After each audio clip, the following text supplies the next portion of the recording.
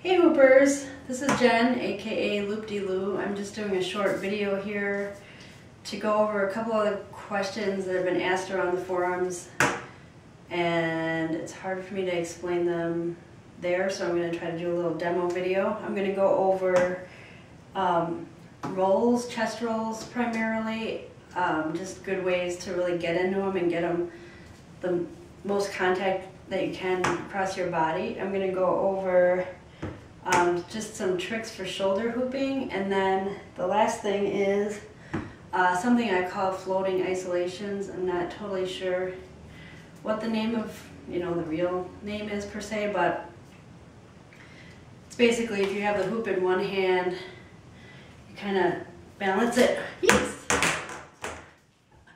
You balance it and do this isolation on the other hand. So yeah, I'm going to go over that. So first things, chest rolls. When you're doing rolls, you want to do them on the flattest part of your arm possible so that the hoop is going to have at least this the top part of your arm is, bonier, curvier, and the hoop will kind of fall off of it. A lot of people do chest rolls really quickly, and that kind of ends up being more of a toss. So you want to really learn your rolls slow. I call it slow your roll. I always hold my palm up. My grip is like this. So I keep my finger pointed out and do that.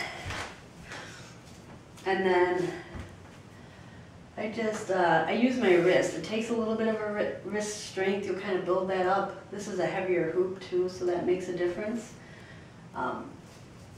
And you just let it, I just whip it down a little and then kind of just whip it up and let go and hope for the best, right?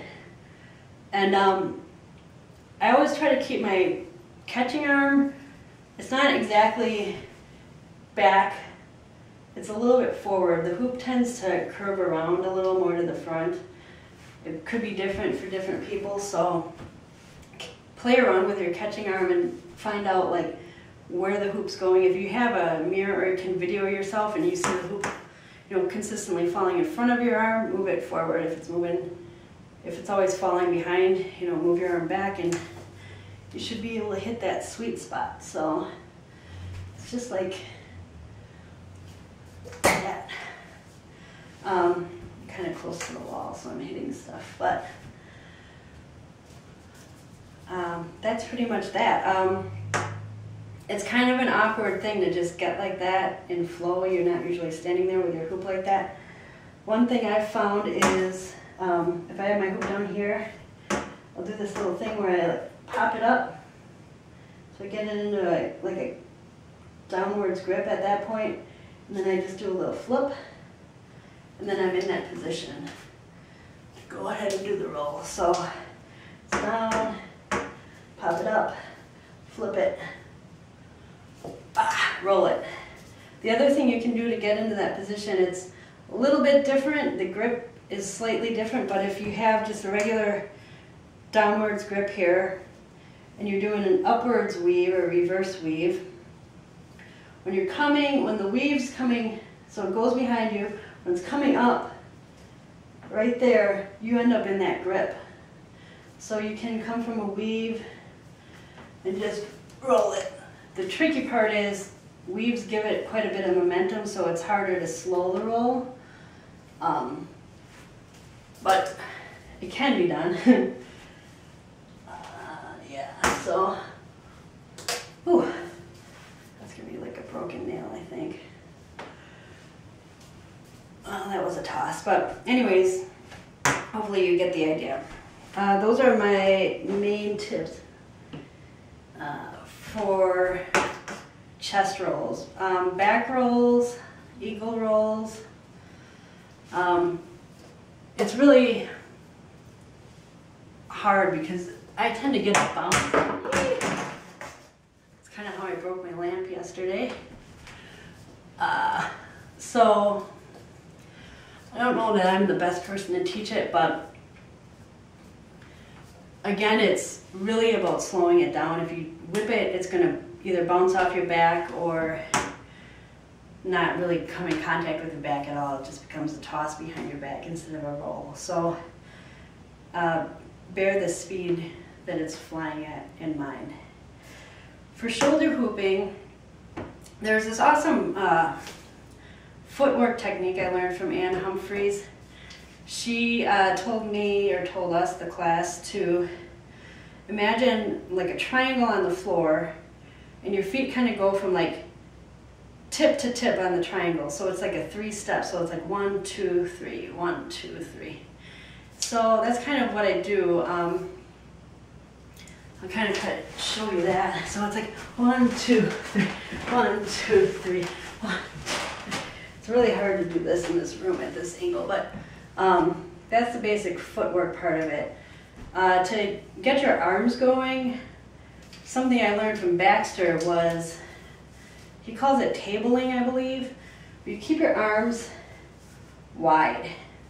So that helps in a number of ways. First of all, it gets out of this kind of rigid thing. And because your arms are wide, your hoop really, it can't totally fall to the ground, and it actually helps to keep it up. I kind of show that. So you just keeping them out. And then what you can do is start doing this, I call it winging. You can kind of wing out with it.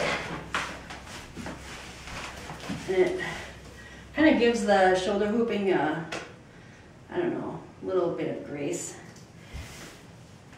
So that's the shoulder hooping thing. And then the final thing is the floating isolations. This also I got kind of from Baxter, because he talked about balancing, static balancing, which I do it on these 2 fingers. Some people do it on the whole backs of their hands. And it's really just playing around with where on the hoop it's going to work for you. So almost every day, or probably at least 4 days a week, I will sit and try to balance the hoop. The key is looking at the top of the hoop, which that's what Baxter taught me. I never would have known that otherwise, but I've learned that now since from other people too. So you can kind of anticipate where it's going. It's really cool to just play with that, because you can really feel the weight of the hoop and how it moves, and it can teach you other things about like trying to balance the hoop on your actual body in spots. I'm not totally circus like that, so, and I have this ceiling fan of doom, so I can't do a lot of that, but yeah. So I started with that, and then I did move on kind of to just balancing on one hand. I don't do that as much. But then I started doing this sort of like isolation thing. And you can do an all the way. I'm not going to do it because I think that might have actually been how I broke my lamp yesterday. You can do an all the way outside isolation where you have it in your hand, you grip it around, and then similar to when you're at the top and you flip it and you allow the hoop to go on the back of your hand and then re-grip. It's the same thing. So you grip it and see, I don't want to do it. You get it down to here, flip your hand so that it literally just floats on the back of your hand, and then you re-grip. So it's like that. I can't really do that though, but that's kind of the end game for this, I think, for some of it. But what I do is I get this spinning in an outward motion, and then I take my other hand and I swoop it down. So when the hoop's kind of up, I just swoop my opposite hand here. So it's just rests on the back of your hand. And I'm going to have to do it in motion because you need momentum, but you just let it float. So it floats on my hand until my hand gets about to here. And then all I do is kind of pinch it between my forefinger and my thumb. And then you can do that. So kind of do almost a, it does it like a horizontal isolation and then back in. And I'll show you doing it out to the side or doing it out to a back roll. So again, it's just kind of like this. And then you can keep doing it. And it's just really, it just feels really good. It's kind of like this weird floaty thing that I like about it. And then I'm totally gonna hit the wall, but can go into it.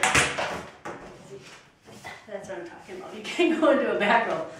But maybe if I stand more this way, I just don't really have enough room. So I get it going.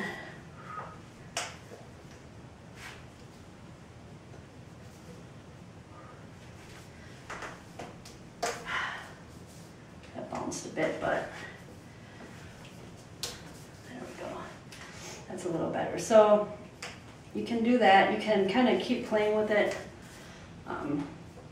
flipping it down, out to the side. So you can kind of isopop them. And just do there's a whole lot you can do with it. It's really fun, and it's kind of one of the more meditative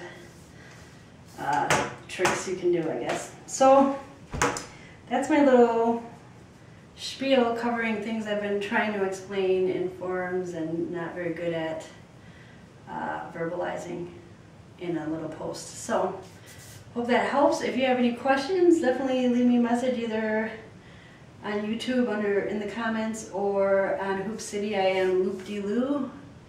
You can always find me in a daily practice group because I practice almost every day. So yeah, happy hooping. And I can't wait to see if you use any of these techniques or if anything helped. Let me know because I'd like to see. Thanks.